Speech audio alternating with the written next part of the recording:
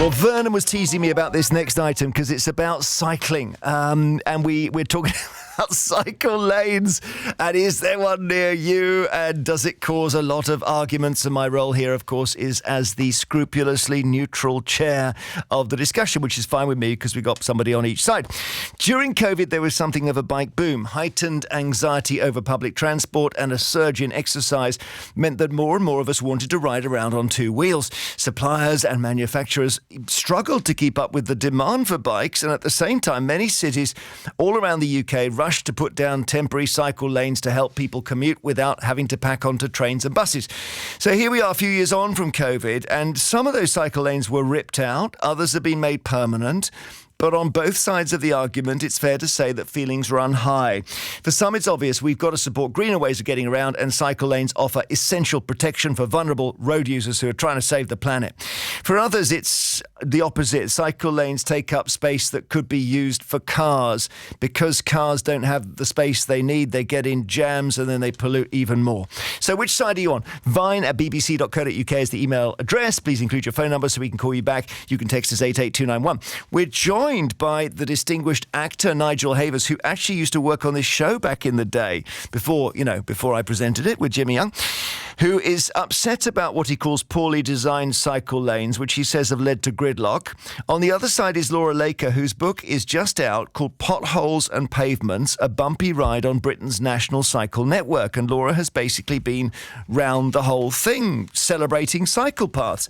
So let me start with you, Laura. What fills you with joy then? Yeah. So first of all, thank you for having me on. I'm very excited about my book. And so I didn't cycle the whole national cycle network. I did about 10% of it. But one amazing thing about cycle routes is 2/3 to 4/5 of people support this, support cycle lanes being built. Most people want to cycle and walk more. Most people want to have choice in the way that they get around. And we know that we have a health crisis, and we know we have an environmental crisis, air pollution, which I know Nigel cares deeply about, as do I, and that cycling and walking are amazing solutions to this. And so this book is all about this amazing network of routes that was founded by volunteers back in the late 70s and early 80s. And basically the council at the time and the government weren't really doing anything in Bristol. And so they decided to start building this cycle route by themselves, and they raised money and they built it, and it was a wonderful community thing. And that became the Bristol to Bath Railway Path, which is used by over 100,000 people every year, walking, cycling, walking dogs. Kids can cycle to school on their own. It's a marvellous thing, and they've grown and grown and grown the network, and it's created kind of freedom and health and joy for people all over the country. Right, so the extension of that then is you put cycle lanes in cities, and that's where Nigel gets really exasperated. So you give us the case for before I go to Nigel. Yeah, and it's always a tricky thing. Managing any space that's shared and contested is always going to be difficult. But ultimately, you talk about gridlock. Cycling is so much more an efficient way of using a road space than driving in a car. It's just simple physics, right? Cycling's healthy, lower air pollution, and those are where you get the most potential journeys. So many journeys in this country are short, less than a mile, less than 5 miles. And we know that those are easily walked and cycled. And if you cycle to work, if you cycle to school, then you arrive healthier and happier. And it's just such a joyful way of getting around. So why the complaints then, Nigel? Well, Laura, nice to meet you. Nice to meet you. I'm not against cycle lanes per se, but I am against cycle lanes if they stop the city moving. And the secret of a successful city is if it moves. And I'll take an example. In the centre of London, there is a place called Park Lane, which has been now down to one lane. And that causes a huge traffic jam practically all the time. And just the CO2, the emissions are appalling. Well, it's an interesting example. Let me go back to Laura on that. Park Lane is, I think it was probably 4 lanes, 2 on each side. Now it's 1 on each side in some places, and it's got a cycle lane alongside it. Yeah. You think that's a good idea? Yeah, I mean, let's remember that what's causing congestion is too many people in cars, right? One car, one person doesn't make sense. It's a huge amount of space. We're a city of millions, and the city has grown, and you simply can't get everyone around by bikes. Hang on a minute. You need choice. Park Lane is a good example because there are cycle lanes actually in the park as well as on the road.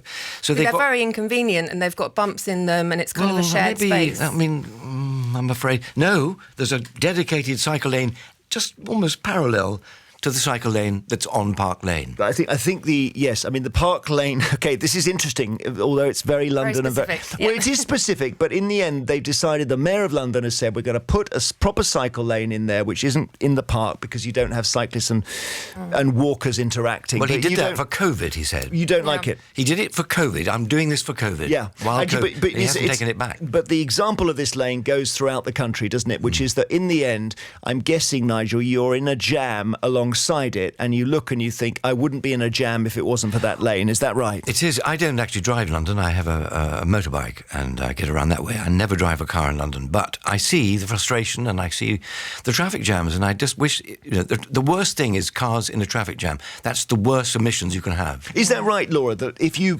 take away road space and you give it to cyclists, by definition, there will be more cars in a smaller space and they will move more slowly and pollute more? No, because it's been described as like it's not like water traffic. It's a product of human decisions, basically. How we get around is a product of decisions. And if you make it easier to drive, we know through sort of 40, 50 years of transport planning, when you expand road space, more people drive because it's easier. And then you're basically squeezing out other users, because who wants to cycle on a 5-lane highway and who wants to walk next to a 5-lane highway? There's too much congestion. You narrow the space down, you provide other options for people. And yes, for a time, all of those people will still be trying to drive. It gets harder and they think, well, maybe there's a better way. Oh, look, there's an amazing cycle lane next to that. Maybe I can use that. Maybe I can travel at a different time. By your argument, Nigel, you'd be against pedestrianising city centres, Manchester, No, actually, I'm not. Edinburgh. I think that's good. Well, of course, everyone thinks it's good, don't they? But yes. that's just an extension of putting a cycle lane down, isn't it? Well, I don't know. I don't think it is, because I think the centre for walking around is pretty good. And then people will either park and walk. But that stops people driving. In the centre, right in the middle, I think that's okay. But my other point is that cyclists, and I'm watching them all day because I'm sitting at a traffic light waiting for the traffic to go green, the light to go green. But the amount of cyclists who never pay any attention to any of the rules of the road, they just don't abide by them. They go down the one-way streets the wrong way, they go on the pavement, they go through Hyde Park, which is cycle lanes. They don't bother. They go through any lane. They just go on where people walk, where they're not. They don't pay Laura, any what is attention cycle to any of the behaviour, rules Laura? at all. It's interesting because we kind of notice what we want to notice, and all of us are guilty of this. And there's very much a kind of bias that we all have towards what we notice. But actually, when you look at the stats, all road users break the law in equal amount. And I'm not saying that's right. We know that roads policing was decimated a decade ago. We lost 20,000 police officers. And so all road user behaviour has got worse. Drivers have become more aggressive. Perhaps cycling's become more aggressive. Who knows? I don't think but the so. fact is, no, it's true. No, I don't crash red lights on my. I do not break the law. I don't break the rule. People do. No, I don't see any. Motor cars aren't going through red lights. There's definitely. I mean, people are. Well, hang on. I'll take you to a 99% of the deaths crossroads. on our roads are No caused by cars go through a drivers. red light.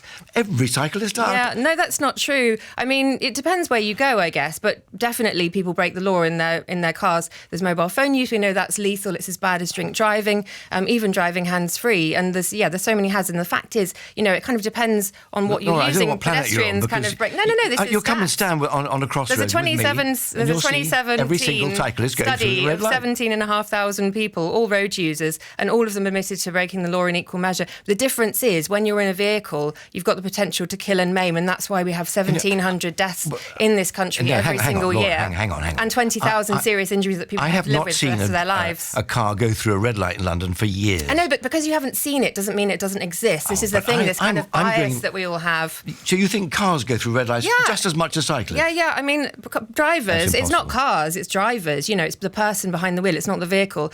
People break the law all the time. Nigel, just just on mobile phones, Laura's speeding. point, if car drivers are not breaking the law, how come vehicles are killing 1,700 people a year? Well, I mean, cyclists. No, by the way, I don't know those figures. I don't know. Yeah, all well, these that's figures. it. And there are 28,000 serious injuries. Yeah, and these are very serious I'm just injuries. And you interested in that. automatically you say that it's the motorist's fault. That you don't ever blame a cyclist. 99% of those involve a driver, yes. And you say it's definitely the driver's fault, never the cyclist's fault.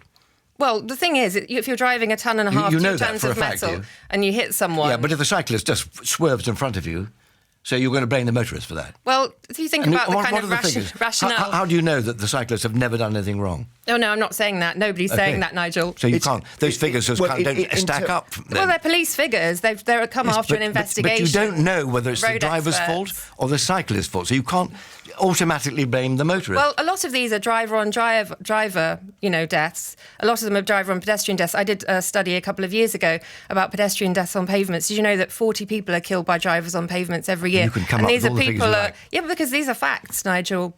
I mean, we've got anecdote and we've got fact, and there's a reason why science uses fact and not anecdote, because we all have this bias, and it's about looking at the data. But when you say 40 people are killed on pavements by cars every year, how many are killed by bicycles? Yep, maybe one every year. The only year. way to do it... And I'm not saying either, I'm not saying that's right. But, Okay. if we're talking about making the roads safer and cleaning up the air, which we both care about, Nigel, hang on, Laura. then it's all about the only way to deal with tackling it the biggest problem. is to put a number plate on a bicycle, register them, insure them. You have to, just like you do with a motorbike. I have a motorbike, and I have to have insurance. I have to wear a helmet, obviously. I abide by the law because otherwise I'll be stopped, photographed. But cyclists can do whatever they want. Please don't stop them. Yeah, go back to cycle lanes, which is kind of where we wanted to start and stay. Do you not think that every city centre needs a cycle lane? Oh, I do. Okay, right. So there's a bit of common ground there. Oh, yeah. But you don't, but not on roads where you would crimp the driving space. Is that right? I think if you're going to cause a huge traffic jam, which is bad for emissions, I think you should think very hard about doing it. But we have to remember that driving is a decision that people make, and it's often because there aren't other choices. I grew up in rural Somerset, and there was no other choice, basically, than to drive. You had to learn to drive at 17. You couldn't cycle. The roads weren't safe enough. And actually, when you build cycle routes, we know that, people use them in great number. And like you said, they're a fantastic thing.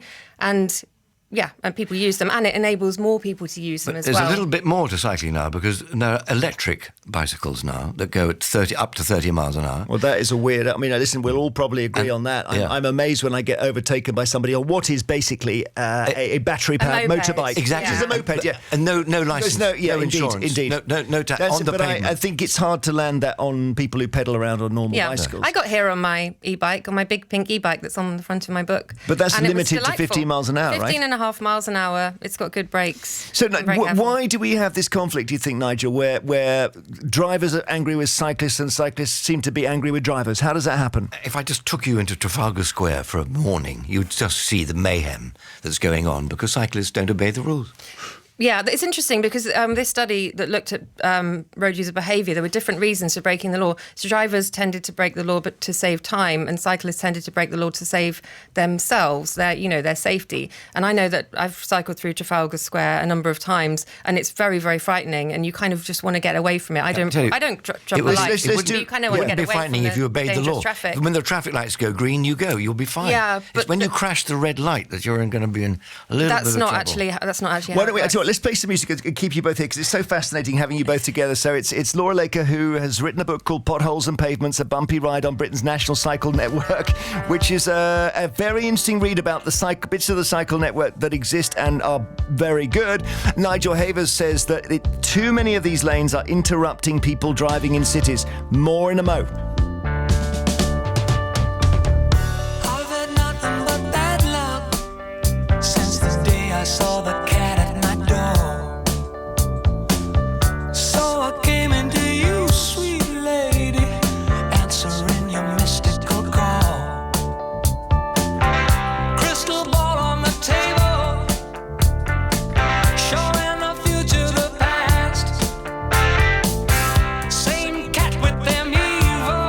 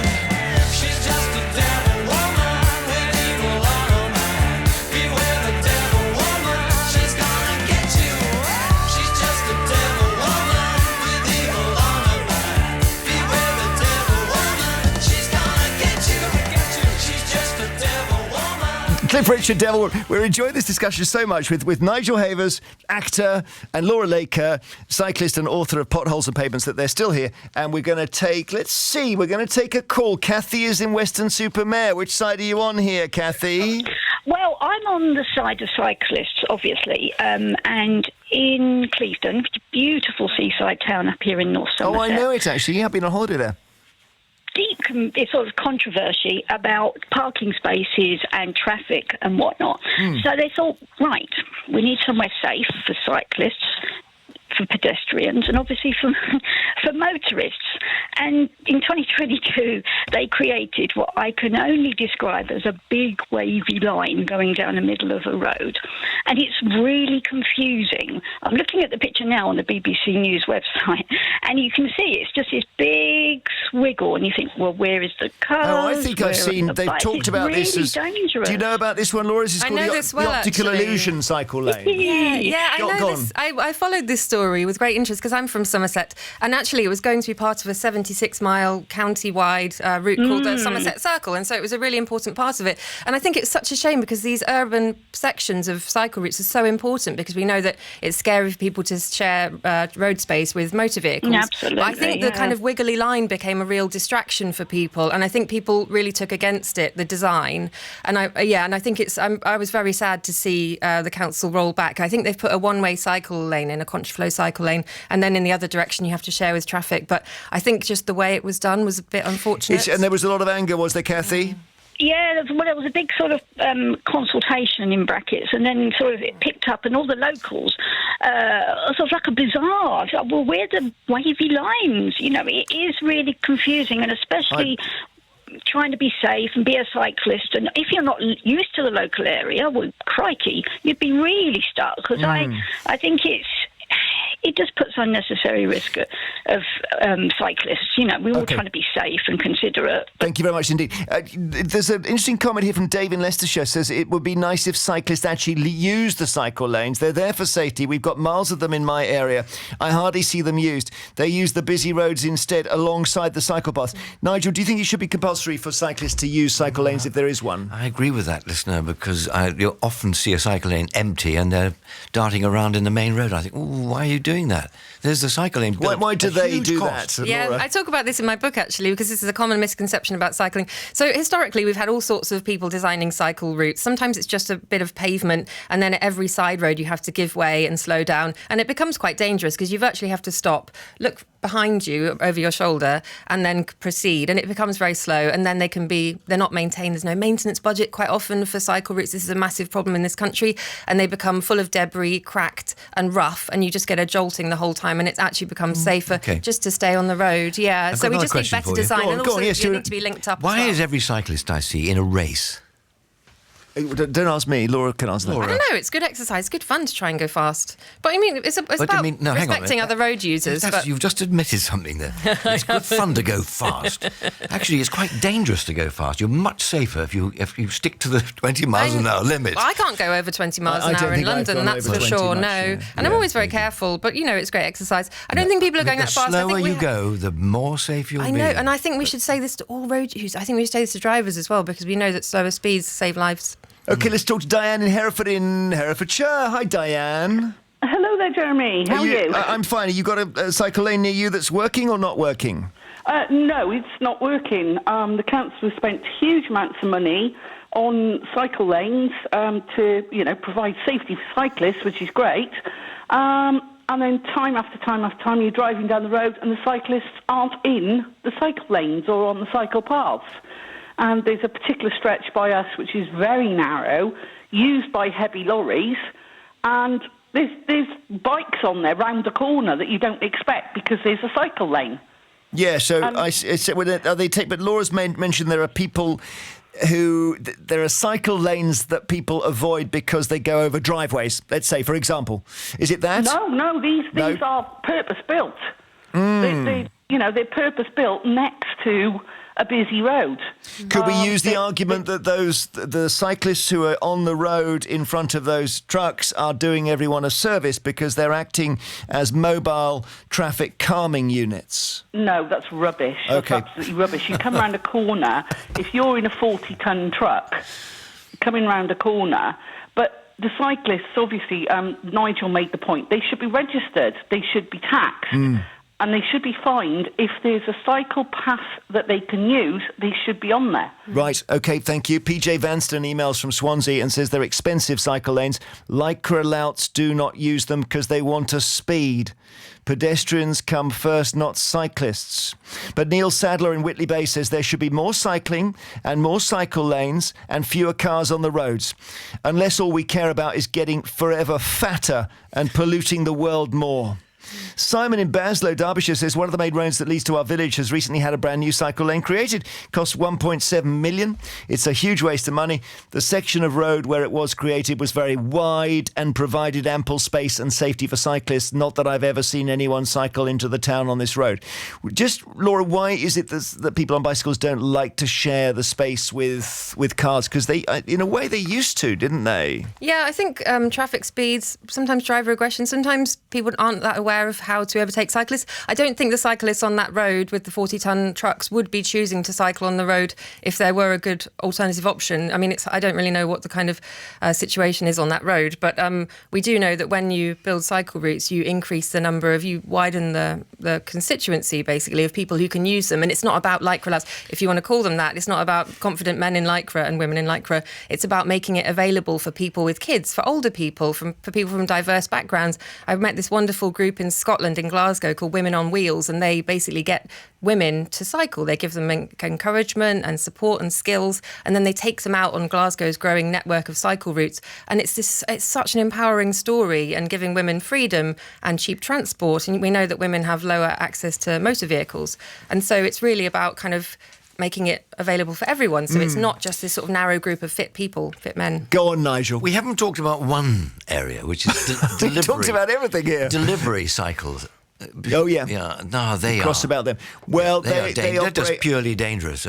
They do operate, it seems, on different rules. Yeah. Laura might agree with that. I don't know. Yeah, I think the model that they work within is very, very difficult. I think they're given very tight deadlines. They're not paid very much. So they're taking risks, basically, to save us money, I think. I think they're not paid enough. They're not given the working conditions that they need. You should, Laura, I give you a new task to go to all these delivery companies and explain that. I think the economics of it just don't stack up. But I mean, I look at when cyclists die, I always take an interest in who and how and so on.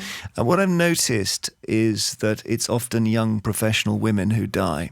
And it's never the cycle couriers, the ones who you and I probably think cycle in the most dangerous way.